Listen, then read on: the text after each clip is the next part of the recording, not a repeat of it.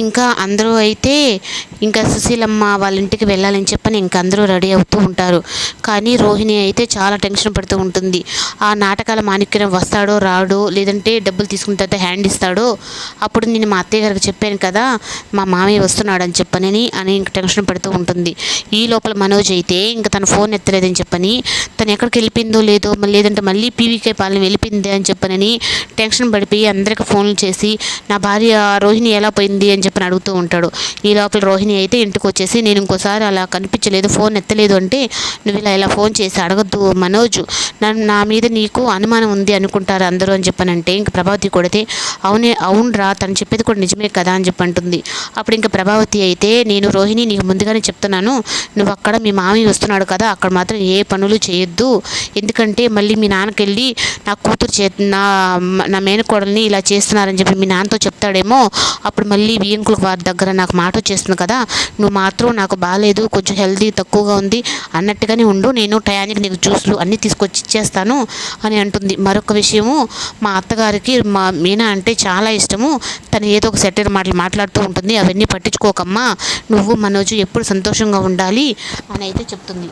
కానీ ఇంక రోహిణి అయితే నాకు మీ అన్ని టెన్షన్ల కంటే నాకు కొత్తగా వచ్చే మామి గురించి ఎక్కువ టెన్షన్గా ఉంది అత్తయ్య అని చెప్పని తను అంటే అనుకుంటుంది. ఇంకా శృతి అయితే నేను ఎప్పుడు పల్లెటూర్లకు వెళ్ళలేదు, అక్కడ వాతావరణం ఎలా ఉంటుందో నేనైతే రాను రవి అని చెప్పని అనేస్తే ఇంకా రవి అయితే తనని ఇంకా బుజ్జగించుకొని నువ్వు కావాలంటే చూడు, అక్కడికి వెళ్ళిన తర్వాత నీ ఇంత బాగుంటుందా అని చెప్పని అనకపోతే అడుగుంటే నా మీద నమ్మకం ఉంటే రా అంటే సరే ఇంకా అక్కడికి బయలుదేరుతుంది. ఇంకా అందరూ కలిసి సుశీలమ్మ ఇంటికి అయితే వెళ్తారు.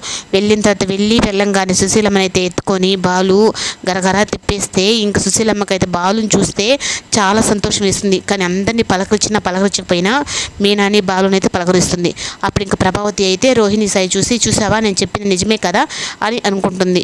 అప్పుడు ఇంక నన్ను కాదురా నువ్వు తిప్పాల్సిందే, నీ భార్యని ఎత్తుకొని తిప్పాలి అంటే అయ్యో నన్ను అసలు తిప్పొద్దు అని చెప్పిన మీనా అయితే అప్పుడు తన దగ్గరికి వెళ్ళిపోతుంది.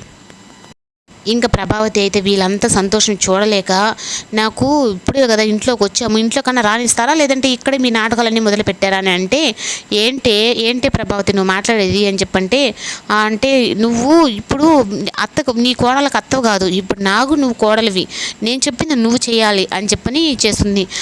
ఇంకా సత్యం సాయి అయితే ఒక ఊరు చూస్తుంది. చూసారా మీ అమ్మగారు ఇలా మాట్లాడతారని నేను ఈ ఊరికి రానన్నాను అని చెప్పంటుంది.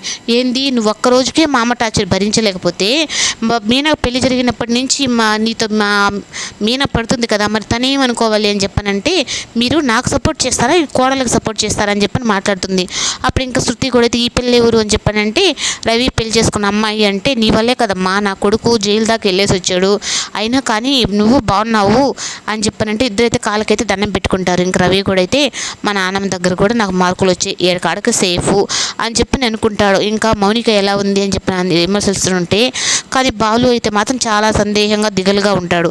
ప్రభావతి అయితే నీ మనోరాలు చాలా సూపర్ అంటే సూపర్గా ఉంది అని చెప్పంటుంది. ఏరి కోరి నేను చేసిన సంబంధం కదా అది అని చెప్పని ఇంకా ఇంట్లోకి వెళ్తారు. ఈ లోపల రోహిణి వాళ్ళ మేనమామ అయితే ఇంకా వచ్చేసిన తర్వాత ఎక్కడ నా క్యారెక్టర్లు ఎక్కడ ఒక క్యారెక్టర్ ఉందంటే కదా తాగుబోతు క్యారెక్టరు, అది ఎవరు చేస్తున్నారంటే వాళ్ళకైతే అసలు ఏమీ అర్థం కాకుండా అలాగే చూస్తారు.